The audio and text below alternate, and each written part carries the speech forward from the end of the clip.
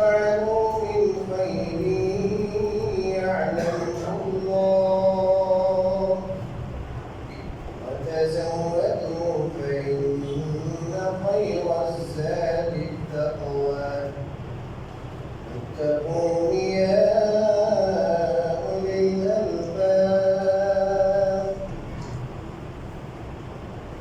الحمد لله আল্লাহ তাআলা শুকরিয়া যে তিনি আমাদেরকে ধারাবাহিক তাফসীরুল কোরআনের সাপ্তাহিক এই মজলিসে বসার সুযোগ দান করেছেন। আজ আমি আপনাদের সামনে সূরাতুল বাকারা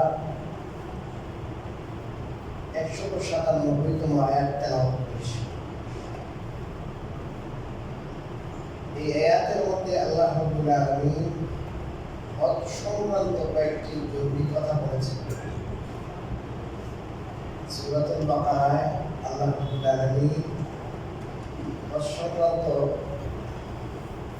বেশ কয়েকটি গুরুত্বপূর্ণ কথা বলেছেন, যেটা আমাদের সবার জন্য, বিশেষ করে যারা হজে যায়, আমরা হজে যাব, নিয়ত আছে, আশা আছে, আমাদের জন্য খুবই জরুরি। আল্লাহ তাআলা বলেন আল হাজ্জু আশহুরুম মা'লুমাত, হজের মাস হলো কয়েকটি সুবিদিত মাস, মানে জানাশোনা মাস। ফামান ফারাদা ফীহিন্নাল হাজ্জা, অতএব এই সুবিদিত জানাশোনা মাসসমূহে যে হজকে নিজের উপর আবশ্যক করে, ফালা রাফাসা ওয়ালা ফুসুকা ওয়ালা জিদালা ফিল হজ,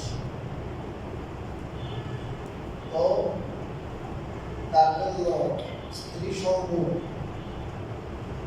জায়েজ নাই, ওয়ালা ফুসুকা, আর না কোনো পাপাচার জায়েজ আছে, ওয়ালা জিদালা ফিল হজ, আর হজের মধ্যে না কোনো ঝগড়া জায়েজ আছে। হজের মধ্যে এই তিন জিনিস বললেন, রাফাস, ফুসুক এবং জিদাল। আমরা ব্যাখ্যা করব সেটা। তারপরে আল্লাহ বলেন ওয়া তাফআলু মিন খাইরিন ইয়া'লামুহুল্লাহ, আর তোমরা যে মঙ্গল এবং ভালো কাজই করো না কেন আল্লাহ তা জানেন। তারপরে ফাতাযাওয়াদু, আর তোমরা পাথরও সংগ্রহ করো, ফাইন্না খাইরাজ যাতি, কারণ সর্বোত্তম পাথেয় হলো তাকওয়া, তাকওয়া। ওয়াত্তাকুনি, আর আমাকে তোমরা ভয় করো, ইয়া উলিল আলবাব, হে জ্ঞানীরা। এখানে প্রথম কথা আল্লাহ যেটা বলেছেন, আল হাজ্জু আশহুরুম মা'লুমাত, হজের মাস একটি নির্ধারিত মাস। হজের মাস মোট তিনটি, একটা হলো শাওয়াল, একটা জিলকাদ, একটা জিলহজ। জিলহজ মাসের 10ম দিন, যেদিন কুরবানি হবে, ওই কুরবানির দিনের ফজর পর্যন্ত এই তিনটি মাস, এই 3 মাসের মধ্যে ইহরাম বাঁধতে হবে। হজের এমনি দিন তো মোট 5 দিন, ওই 5 দিনের মধ্যে হজের কার্যক্রম। আর হজের একটা বড় শর্ত হলো, অন্যতম শর্ত হলো ইহরাম বাঁধা। ইহরাম বাঁধা ছাড়া হজ হয় না। ইহরাম বাঁধার অর্থ কি? যে হজের নিয়ত করা এবং তালবিয়া করা। ইহরাম বাঁধার অর্থ আমরা অনেকে মনে করি যে আমরা যেমন লুঙ্গি বাঁধি, ওরকম কাপড় কি করা, পেছানো, সাদা না। যখন আপনি নিয়ত করবেন এবং তালবিয়া লব্বাইক আল্লাহুম্মা লব্বাইক, হজের নিয়তে তালবিয়া পাঠ করবেন, আপনার ইহরাম হয়ে গেছে। এই ইহরাম হইলে পরে কিছু মাহজুরাতে ইহরাম আছে, ইহরামের নিষিদ্ধ কিছু কি আছে, বিষয় আছে। এর মধ্যে একটা বিষয় হলো সেলাই করা কাপড় পরা যাবে না। আরেকটা বিষয় হলো মাথা ঢাকা যাবে না, চেহারা ঢাকা যাবে। ইহরামের কাপড় পরা হয় এই জন্য, এটার নাম কি না, ইহরাম না। কথা কি বুঝতে পারলাম? ইহরাম হলো কি, ইহরামের হাকিকত, বাস্তবতা হলো যে হজের নিয়ত করলাম, আল্লাহ আপনি কবুল করেন, লব্বাইক আল্লাহুম্মা লব্বাইক। এর আগে 2 রাকাত নামাজ পড়া সুন্নাত। এটার সাথে সাথে যখন আপনি নিয়োগ করবেন, এটার সাথে সাথে আপনার কি শেষ? সেলাই করা, কাপড় পরিধান করার সময় শেষ। এখন আর পারবেন না। এই জন্য আগে ভাগেই কি করেন? গোসল করবেন, সুন্নত। গোসল করার পরে এহরামের কাপড় পরবেন। এখন নিয়োগ করার আগে আপনার সুগন্ধি টুগন্ধি ব্যবহার করতে পারবেন। এহরাম যখন হয়ে যাবে তখন থেকে আর কি নাই, সুগন্ধি নাই। তারপরে আপনি এহরামের কাপড় পরলেন, নামাজ পড়লেন, নামাজের পরে দোয়া করলেন যে আল্লাহ আমি নিয়ত করেছি বলে আপনি একটু সহজ করে কবুল করুন। তারা তাপ্পাল ওয়াসির করি সহজ। আচ্ছা, এই শাওয়াল যখন শুরু হবে, এই শাওয়াল থেকে আপনি কি করতে পারবেন? এহরাম বাঁধতে পারবেন। এর আগে এহরাম বাঁধলে হজ হবে কিনা? অধিকাংশ ওলামায়ে কেরাম বলেন যে ভাই না, ওলামায়ে কেরামের মধ্যে ইমামদের মধ্যে দুই মত। এক মত হলো যে এর আগে যদি কেউ এহরাম বাঁধে আর হজ যদি ঠিক টাইমেই করে, 5 দিন হজের টাইম ঠিক টাইমে সব কিছু করে, কিন্তু এহরাম বাঁধে অনেক আগে, এই 3 মাস আগে রমজানে কি করছে? এহরাম বাঁধে করেছে। তাহলে একদল ওলামায়ে কেরাম ইমামগণের মত হলো তার হজই হবে না, কারণ সে এহরাম বাঁধছে এহরাম বাঁধার সময়ের আগে। আরেকদল ফকিহের মতে এই কাজটা নাজায়েজ, কাজটা ঠিক করে নাই। তবে সে যদি এই এহরামের মাধ্যমে হজের কাজ সম্পাদন করে তাহলে এটা কি আছে? এটা হজ হয়ে যাবে, কিন্তু কাজটা নাজায়েজ করছে। যাই হোক, আল্লাহ রাব্বুল আলামিন আল-হাজ্জু আশহুরুন মা'লুমাত বলেছেন যে জাহিলি যুগেও তারা জানতো যে শাওয়াল, জিলহজ, জিলহজ এই 3 মাস কিসের? হজের। এরাও কি? তবে এদের একটা খাসলত ছিল, রক্তের পিপাসা না মিটলে মাশরুব এদিক সেদিক করে ফেলতো। আমি আপনাদেরকে আগে বলেছি একা একা তাফসীর, ঠিক আছে ভাই এই মাস মহাপ্রম না যাও, এই মাস সফর। পিপাসা মিটে নাই যে হারাম মাসে তো ঝগড়া করা যায় না, এরাও মানে। এবং তারা মাসকে আগে করতো, পিছিয়ে করতো। তো আল্লাহ রাব্বুল আলামিন বলেন না, এটা সুবিদিত, এটা জানাশোনা মাস, সবাই জানে ওই মাসগুলোই কি হজের মাস। অতএব এই মাসগুলোর মধ্যে যদি কেউ হজকে আবশ্যক করে নেয় নিজের জন্য, নিজের যদি আবশ্যক করার অর্থ হলো যে নিয়ত করে সে ইহরাম বাঁধছে, এটা হলো আবশ্যক করে না, তাহলে সে তখন থেকে ফালা রাফাসা ওয়ালা ফুসুকা ওয়ালা জিদালা ফিল হজ, 3 কাজ করবে না। 3 কাজ করা তার কোনো বৈধ না। 1 নম্বর কাজ হলো রাফাস। রাফাসের অর্থ হলো স্ত্রী সহবাস এবং এটার সাথে সংশ্লিষ্ট যে কোনো বিষয় আছে, স্বামী এবং স্ত্রীর সাথে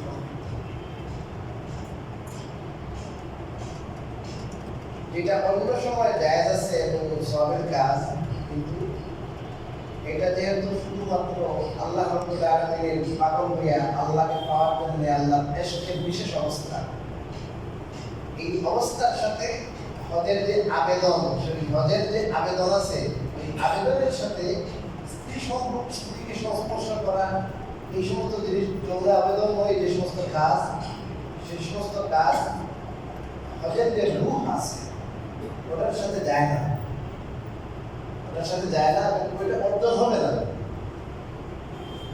এই জন্য হজের ইহরাম বাঁধার পর থেকে যতক্ষণ আপনি হালাল না হয়েছে ততক্ষণ পর্যন্ত এই জিনিস জায়েজ নাই।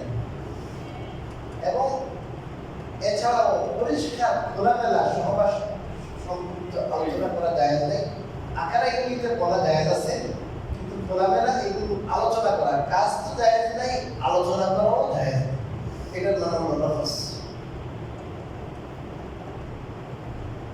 সেই সাথে অশ্লীল কোনো কথাবার্তা বলা কি নাই? নিজের স্ত্রীর সাথেই যখন কথা বলা যাবে না, কিন্তু তাইলে অন্যের সাথে অশ্লীল কথা কেমনে বলবে? ওয়ালা রাফাসা ওয়ালা ফুসুক, আর না ফুসুক জায়েজ আছে। ফুসুক মানে পাপাচার। ফুসুক শব্দের শাব্দিক অর্থ হলো বের হওয়া, আর ফাসেক অর্থ যে বের হয়ে যায়। আমরা যে সমস্ত মুসলমান গুনাহের কাজ করে, কবিরা গুনাহ করে, তাদেরকে কি বলি? ফাসেক। কবিরা গুনাহ করে তাকে ফাসেক বলে কেন? সে আল্লাহর আনুগত্যের যে সার্কেল ছিল থেকে কি হয়ে গেছে? বের হয়ে গেছে। আল্লাহর আনুগত্য থেকে সে কি হয়ে গেছে? বের হয়ে গেছে। এই জন্য সে কি হয়ে গেছে? ফাসেক। এই জায়গায় ফুসুকের অর্থ, এই জায়গায় পাপাচারের অর্থ কি? মুফাসসিরিন কেরামের দুইটি রায় আছে, দুইটি মত আছে। সংখ্যাগরিষ্ঠ মুফাসসিরিন কেরাম বলেছেন হজের বাইরেও এই সমস্ত কাজ সব সময়ের জন্য ফাসেকি, পাপাচার, সবাই জানে। এই যত কাজ গুনাহের কাজ, যত গুনাহের কাজ, এই সমস্ত গুনাহের কাজ বর্জন করতে হবে কোথায়? হজে। এখন প্রশ্ন আসে যে হুজুর, গুনাহের কাজ তো সবসময় কি নিষেধ? আল্লাহ বলেন হজের মধ্যে কি নাই? গুনাহ নাই, গুনাহ করা যাবে না। এটার জবাব হলো যে সবসময় তো নিষেধ, কিন্তু হজের মধ্যে আরো বেশি নিষেধ। হজের মধ্যে আরো বেশি নিষেধ। যেমন মাতাফে যখন আপনি নামবেন, মাতাফ যেখানে তাওয়াফ করেন, ওই জায়গাটা খুব বড় না, লাখ লাখ মানুষ কি করবে? তাওয়াফ করবে।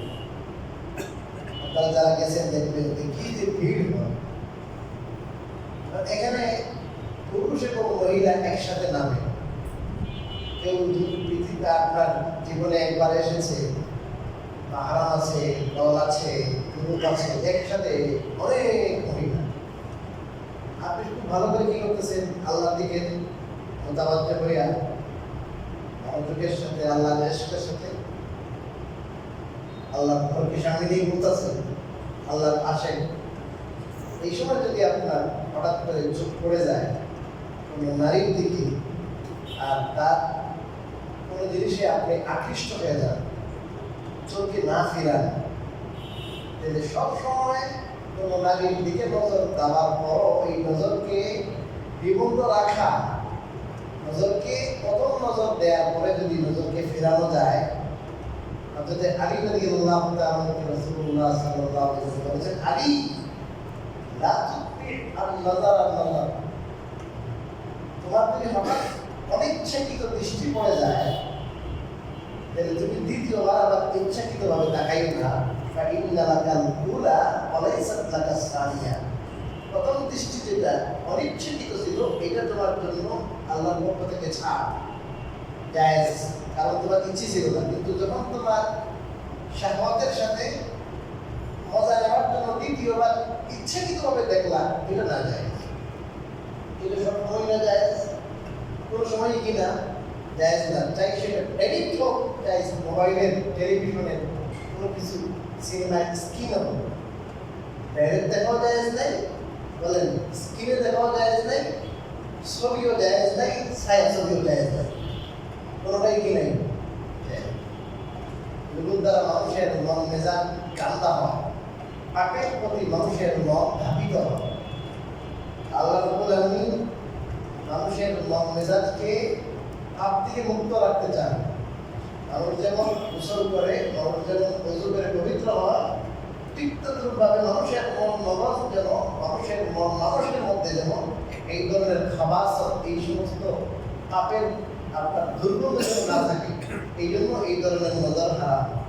আমার বোঝার উদ্দেশ্য হলো, এখন ফিস্ক যেটা পাপাচার, একটা দৃষ্টান্ত দিলাম আর কি, এটা সবসময় তো হারাম। কিন্তু যদি এই তফকৃত অবস্থায়, তফের অবস্থায় আপনার আল্লাহর ঘর সামনে নিয়ে যদি কেউ কি করে, এই ধরনের নজরের খেয়ানত করে, কুদৃষ্টিতে, এটা মারাত্মক কিভাবে গুনাহ হবে, সবসময় গুনাহ। আর ওখানে গিয়ে যদি কেউ শাহওয়াতের দৃষ্টিতে, আপনার খায়েশের নজরে যদি তাকায়, এটা গুনাহ হবে আরো কি মারাত্মক। কথাকে বুঝতে পারলাম। এই জন্য হজ এবং উমরা এটা মনের আশা পুরা করার নাম না। আমার মনে আছে জীবনে একটা আল্লাহ ঘর কি মনে দেখবো আল্লাহ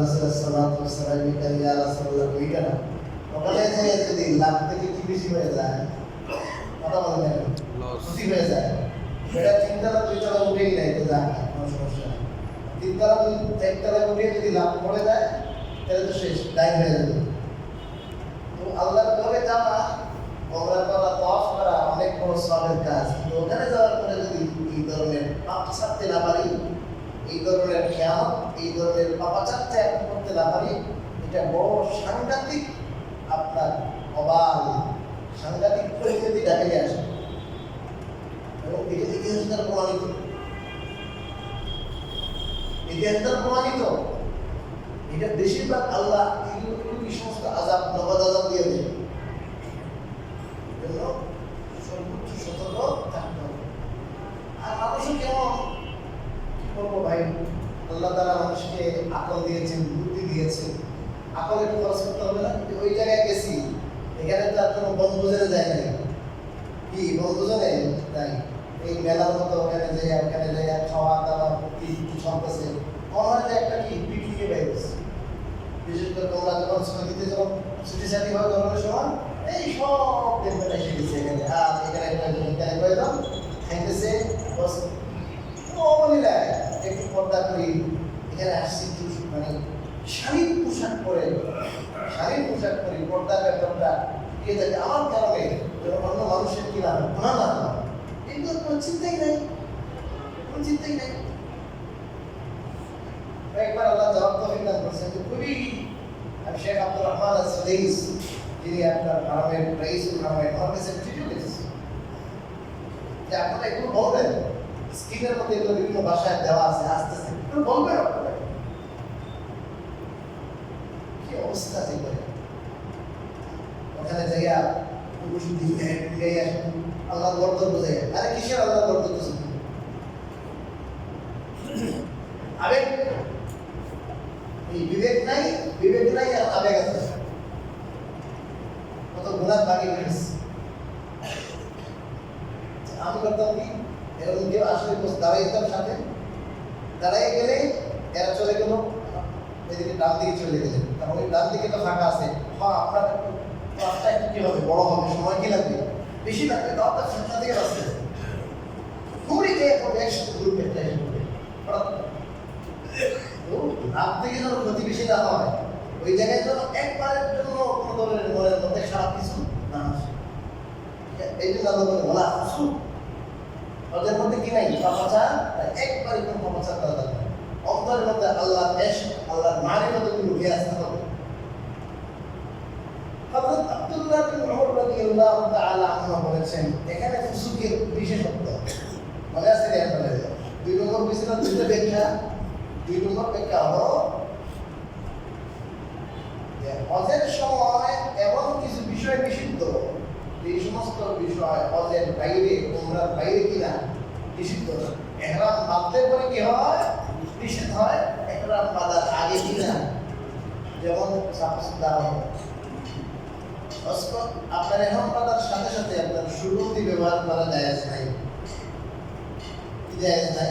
সুগন্ধি ব্যবহার জায়েজ নাই। অথচ এর আগে তো জায়েজ আছে, যেমন সুন্নত। এই জমাতের আসছে না, আপনারা হাদিসের মধ্যে আসছে যে তোমরা নিজেরা নিজেদের খুশবু আতর ব্যবহার করে আসো, লাগাই আসো। যদি না থাকে, যে মহিলাদের ঘরে ব্যবহার করার যে আতর আছে, সেই আপনার স্ত্রীকে বলেন, বেগম তোমার আতরটা একটু দাও, একটু লাগিয়ে যায়, সবাই যেন আপনার সুবাস পায়, কোনো দ্বন্দ্ব না থাকে। বোঝা গেল মহিলাদেরও আতর আছে, কিন্তু আতর কোথায়? কোথাকার আতর? ঘরের আতর। এখন মহিলারা ঘরে স্বামীর সামনে আতর, স্বামীর পেটে যাওয়ার সময় আতর ব্যবহার করে না, বাইরে যাইবা কোনো পশুরের বাজারে যাইব, ঘুরে যাইব, এখন সব কিছু ব্যবহার করে গেলেই বোঝা যায় ম্যাডাম দেখাচ্ছে, ম্যাডামের গায়ের গ্রাম। হাদিস শরীফে রাসূলুল্লাহ সাল্লাল্লাহু আলাইহি ওয়াসাল্লাম বলেছেন, যদি কোনো মহিলা যদি এইভাবে কোনো পুরুষের কাজ দিয়ে যায়, আর সেখানে তার গায়ে যদি কোনো গ্রাম থাকে, সেই গ্রামটা যদি পুরুষের নাকে আসে, ফাহিয়া কাযা ওয়া কাযা ইয়ানি জানিয়া, এই মহিলাও জেনাকারী। এটা মাথা খারাপ করছে পুরুষের মন মানুষ ভালো ছিল, সুন্দর ছিল, ওই মন মানুষকে নাপাক করে দিল, নষ্ট করে দিল। আসলে ইসলামটা এত সুন্দর, মানুষকে এত পুত পবিত্র রাখতে চায়, আমরা বুঝতে চাই না। তারা বলেছেন যে তুমি বিয়ে করো, একটা করো, দুইটা করো, তিনটা করো, চারটা করো, তরিকা বলে দিয়েছে। কিন্তু এই ওয়ে ছাড়া এক বাইরে যায় এইগুলো না। হযরত আব্দুল্লাহ বিন ওমর রাদিয়াল্লাহু তাআলা বলেন যে ভাই এটা এই সমস্ত জিনিস নিষিদ্ধ, বিশেষ সময়ে ওগুলো করা যাবে না, কোনো সময় ইহরাম মারতে হবে। 2 নম্বর, শিকার করা হালাল।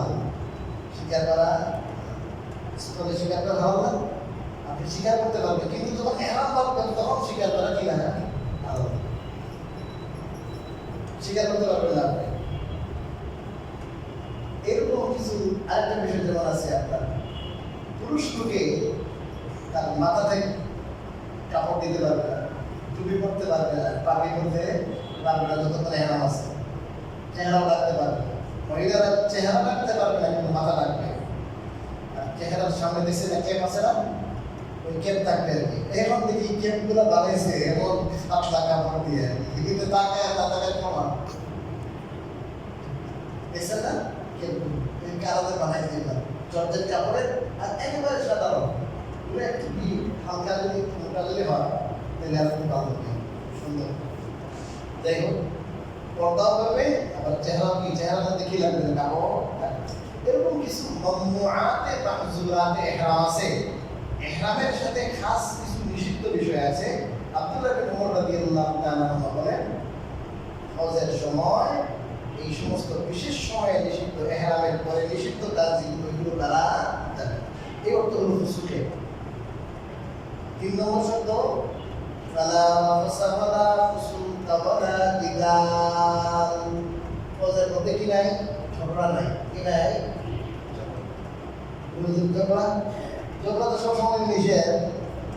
হজের সময় ঝগড়ার ক্ষেত্র অনেক বেশি, সম্ভাবনা বেশি, কারণ জায়গা কম, মানুষ বেশি, সবাই সুবিধা চায়, সবাই কি চায়,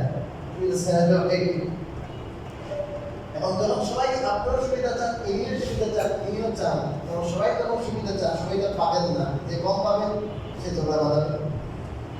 গ্রুপের সাথে গেছে, কথা বলছে, কথা এর কাছে কিনে ভিন্ন, এখন মেজাজটা ভাই খারাপ আছে না নাই, কত কথা বলে কি নাই, কথায় কাজে মিল নাই। কি করিও না, সবর করো, ধৈর্য ধারণ করো। যে 2 নম্বরই করেছে তার তো শাস্তি আছে, সে তো আল্লাহর পক্ষ থেকে যে শাস্তি পাবে। ঝগড়া করবা না, ওখানে উত্তপ্ত বাক্য বিনিময় করবা না, উত্তপ্ত বাক্য বিনিময়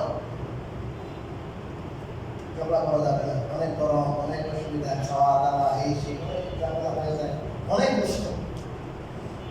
এগুলো ভাই, যুবক ভাইরা, আপনারা যারা আল্লাহ তাআলা আপনাদেরকে মাল দিয়েছে, আপনার সম্ভাবনা আছে, নিয়ত করেন দ্রুত কি করা।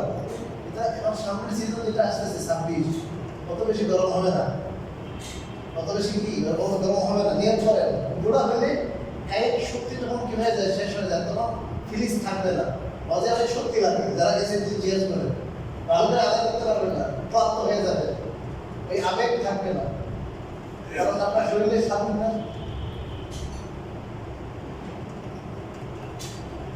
তো ঝগড়া করা যাবে না।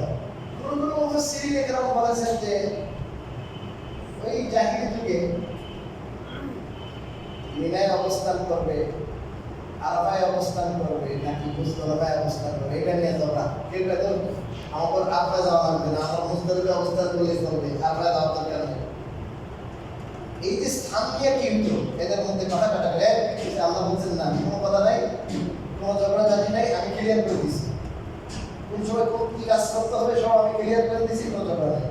তবে আমার মনে হয় যে ব্যাপক অর্থে যে কোনো ঝগড়া, যে কোনো ঝগড়া, তথ্য বাক্য বিনিময়, এই সবগুলো হজের মধ্যে কি, হজের মধ্যে, হজের থেকে আসার পর যদি সবর স্বীকার না, এই রাগি গুসা, কি কিছু হইলেই চেতে যায়, কিছু হইলেই রেখে যায়। তাহলে কি ভাবছেন কি হাজিরা সহনশীলতা শিক্ষা দেয় আমাদের। আপনি প্রেসিডেন্ট, এরপরও আপনি ওই সবার সাথে মিলায় বুঝতে ভাই আপনার লাগে আলাদা কি নাই, আলাদা করে ইন্তজাম নাই। নিশ্চয়ই রাসূলুল্লাহ সাল্লাল্লাহু আলাইহি ওয়াসাল্লাম বলেছেন মিনা মুনাফিকান সাবাব। মিনার মধ্যে সবাই তো একই ধরনের অবস্থা না। সাহাবায়ে কেরাম বললেন যে হুজুর মিনার মধ্যে আপনার জন্য আলাদা একটা তাবু দেই, যেন একটা থাকে যে এখানে যান আল্লাহ রাসূলের জন্য যান। হুজুর বলেন না, আমার জন্য কোনো রিজার্ভ, খেয়াল করেন, আমার জন্য কোনো রিজার্ভ নাই। মিনা মুনাফিকান সাবাব, মিনা যে আগে আসবে, যা পুরুষ আগে বসবে ওই পুরুষ বসার জায়গা, যে আগে আসবে তা, মানে যে আগে আসবে জায়গাটা, বুঝলেন? এটা কোনো রিজার্ভ নাই। আল্লাহ রাসূল রিজার্ভ করতে রিজার্ভ রাখতে নিষেধ করে দিয়েছে, কোনো রিজার্ভ নেই। এই যে একটা শিক্ষা যে আমি বড় মানুষ, আমার জন্য একটা রিজার্ভ থাকবে, আমার জন্য এইটা থাকবে, আমার জন্য এইটা থাকবে। এখন তো ভাই ওই যে আপনার ক্যাটাগরি আছে ভিআইপি, ভিভিআইপি, ভিআইপি ভাড়া ওখানেও কিন্তু ওদের সাথে যায় না, একটু কোরবানি করতে হবে। ওখানে যায় সব মুসলমান এক কাতারে একভাবে কষ্ট করে আসে। হজের মাধ্যমে বন্দেগী আসা, আমি আল্লাহর বন্দা, আমি আল্লাহর গোলাম, ওইটা আসা, ওই ডিউটি যেটা আছে অহংকার, অহমিকা, তারপর ক্ষমতা যা আছে এইসব মিটাই আসতে হবে। এটা না হজ, এটা না হয় কি আপনার পায়ে লেগে গেছে, আপনার এখানে লেগে গেছে, আপনার মতো 10 বার আমি এইগুলো করে এখন আপনি যে এইগুলো যখন কি করবেন তখন ওই দুইটা কমবে, এই আবদিয়ত আসবে। আবদিয়ত আল্লাহ গোলামি যে কি আছে, আল্লাহ তাআলার গোলামি, আমি আল্লাহর দাস, এই অনুভূতিটি বেশি আছে ফিরিস্তা। সময় তো শেষ করে থাকবো। ওমা তাফআলু মিন খাইরিন ইয়ালামুল্লাহ, আপনারা যে কোনো ভালো কাজ করো আল্লাহ সেটা জানে। ওয়াতাজাওয়াদু, আল্লাহ সেটা জানবে না। কোথায় কি করো, তোমরা ভালো কাজ করো, খারাপ কাজ থেকে বিরত থাকো। ওয়াতাজাওয়াদু, আর পাতেও সংগ্রহ করো। এই আয়াতের এই অংশটা নাযিল হয়েছে কখন? জাহিলি যুগে কিছু মানুষের অভ্যাস এমন ছিল যে এরা হজে বের হইতে আমার কোনো পাতেও দরকার নেই, সামানের দরকার নেই, কারণ সব আল্লাহ কি করবো, কে ব্যবস্থা করবো, আল্লাহ ব্যবস্থা করবো। কিছু মানুষের এমন কি ছিল বলেন, মানসিকতা ছিল এরা বলতো যে আমরা হজে যাচ্ছি কিনা কোনো কি লাগবে না, পাতা লাগবে না, আল্লাহ তো দিয়েছে, আল্লাহ কি করবো ব্যবস্থা। আল্লাহ তাআলা তাদের এই পদক্ষেপকে আল্লাহ নাকচ করলেন যে না, তোমাদের এই কাজ, এই পদক্ষেপ দুরুস্ত না, ঠিক না, তোমরা পাথরও সংগ্রহ করো। কতদিন হজে থাকবা, কি লাগবে না লাগবে, এটা জরুরি জিনিসগুলো, জরুরি সামান নিয়ে নাও। জরুরি সামান নেওয়া, সংগ্রহ করার সাথে নিয়ে যাওয়া তাওয়াক্কুলের পরিপন্থী নয়। আসলে বুঝার জিনিস ছিল, কিন্তু সময় শেষ হয়ে গেল। ওয়াতাজাওয়াদু ফাইন্না খায়রাজ যাদি তাকওয়া, কারণ সর্বোত্তম পাতেও হলো তাকওয়া। এটা দুই অর্থ। এক অর্থ হলো আপনি যদি পাতেও সংগ্রহ করেন তাইলে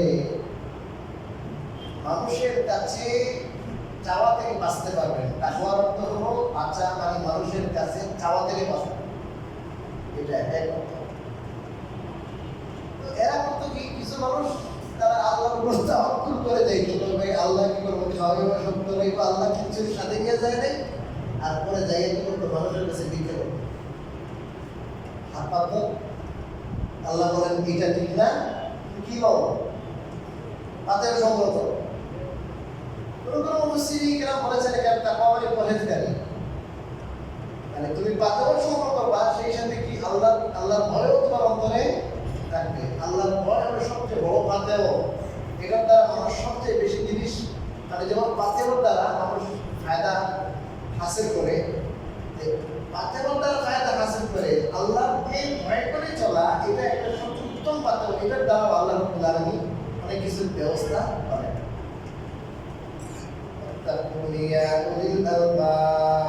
আমাকে ভয় করো হে জ্ঞানী।